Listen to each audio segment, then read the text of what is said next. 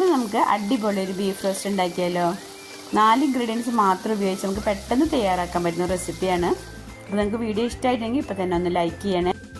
അപ്പോൾ നമ്മൾ അടിപൊളി ബീഫ് റോസ്റ്റ് എങ്ങനെ ഉണ്ടാക്കാം, അതിനാവശ്യം സാധനങ്ങൾ എന്തൊക്കെയാണെന്ന് നമുക്ക് നോക്കാം. അപ്പോൾ എൻ്റെ ചാനൽ ആദ്യമായി കാണുന്നവരാണെങ്കിൽ സബ്സ്ക്രൈബ് ചെയ്ത് സപ്പോർട്ട് ചെയ്യണേ.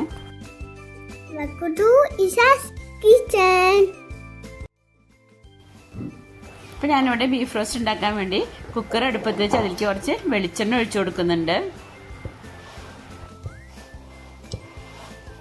ഇതൊരു നാടൻ വിഭവം ആയതുകൊണ്ട് തന്നെ നമുക്കിതിലേക്ക് വെളിച്ചെണ്ണ ഉപയോഗിക്കുകയാണ് നല്ലത്. പിന്നെ ഞാൻ അതിലേക്ക് എടുത്തിട്ടുള്ളത് ചുവന്നുള്ളിയാണ്. 1.5 കപ്പ് ചുവന്നുള്ളി എടുത്തിട്ടുണ്ട്. അത് നമുക്കതിലേക്ക് ചേർത്ത് കൊടുക്കാം. ഞാൻ ചതച്ചിട്ടൊന്നുമില്ല, മുഴുവനോട് കൂടി അങ്ങനെ ചേർത്ത് കൊടുക്കുകയാണ്. ഇനി നമുക്ക് നന്നായി ഒന്ന് വഴറ്റിയെടുക്കാം. ആ വെളിച്ചെണ്ണയിൽ കിടന്ന് ചുവന്നുള്ളി ചെറുതായി ഒന്ന് മൊരിഞ്ഞ് വരട്ടെ. ബാച്ചിലേഴ്സിനൊക്കെ ഉണ്ടാക്കാൻ പറ്റിയ അടിപൊളി റെസിപ്പിയാണ് കേട്ടോ.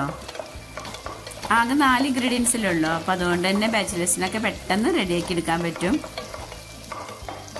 ഈ ബീഫ് റോസ്റ്റ് ചോറിൻ്റെ കൂടെ അതുപോലെ തന്നെ ചപ്പാത്തിൻ്റെയും പത്തിൻ്റെ കൂടെയൊക്കെ നല്ല കോമ്പിനേഷനാണ് കേട്ടോ.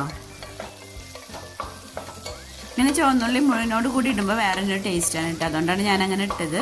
അപ്പോൾ എന്തായാലും ഉള്ളി ചെറുതായി മുരിഞ്ഞ് വന്നിട്ടുണ്ട്. ഇനി അതിലേക്ക് നമുക്ക് ചതച്ച മുളക് ചേർത്ത് കൊടുക്കാം. ഞാൻ 2 ടേബിൾ സ്പൂൺ ചതച്ച മുളകാണ് എടുത്തിട്ടുള്ളത്. നമുക്കതിലേക്ക് ചേർത്ത് കൊടുക്കാം. ചതച്ച മുളക് 2 ടേബിൾ സ്പൂൺ ഇടുമ്പോൾ എരിവ് നല്ല കറക്റ്റാണ്. ഇനി കൂടുതൽ എരിവ് വേണമെന്നുണ്ടെങ്കിൽ 1 ടീസ്പൂണും കൂടി ചതച്ച മുളക് ചേർത്ത് കൊടുക്കാം. ഇനി നമുക്ക് ചെറിയ തീയില ഒന്ന് വഴറ്റിയെടുക്കാം. ഇനി നമുക്കിതിലേക്ക് ആവശ്യത്തിനുള്ള ഉപ്പ് ചേർത്ത് കൊടുക്കാം.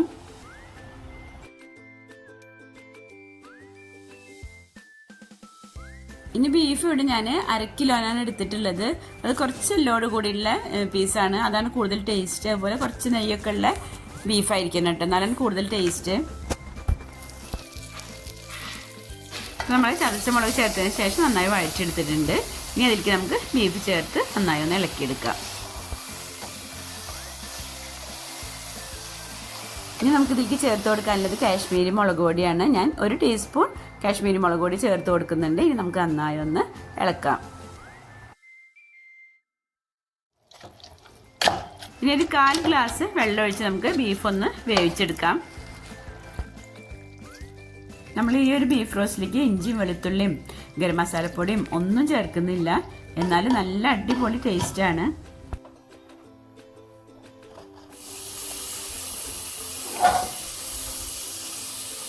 നമ്മൾ ബീഫിൻ്റെ മൂപ്പ് അനുസരിച്ചിട്ട് നമുക്ക് വേവിച്ചെടുക്കാം. ഞാനിവിടെ ഹൈ ഫ്ലെയിമിൽ 1 വിസിലും പിന്നെ ലോ ഫ്ലെയിമിൽ വെച്ചൊരു 4 വിസിലുമാണ് വെച്ചിട്ടുള്ളത്.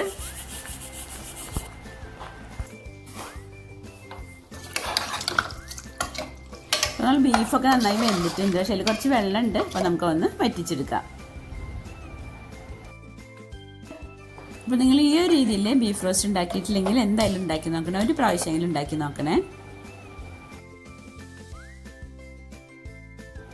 ഇപ്പോൾ നമ്മൾ ബീഫിൽ വെള്ളമൊക്കെ വറ്റിയിട്ടുണ്ട്. അപ്പോൾ ഇത്രയ്ക്ക് വെള്ളം നമ്മൾ വളരെ ടേസ്റ്റും അന്ന് ഈസി ആയിട്ടുള്ള ബീഫ് റോസ്റ്റ് ഇവിടെ റെഡി ആയിട്ടുണ്ട്.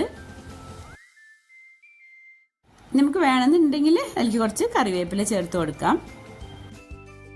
നിങ്ങൾക്കെൻ്റെ വീഡിയോ ഇഷ്ടമായിട്ടുണ്ടെങ്കിൽ ഷെയർ ചെയ്യാനും നിങ്ങളുടെ അഭിപ്രായം കമൻറ്റ് ചെയ്യാനും മറക്കരുത് കേട്ടോ.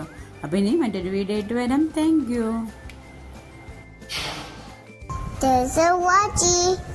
I love you.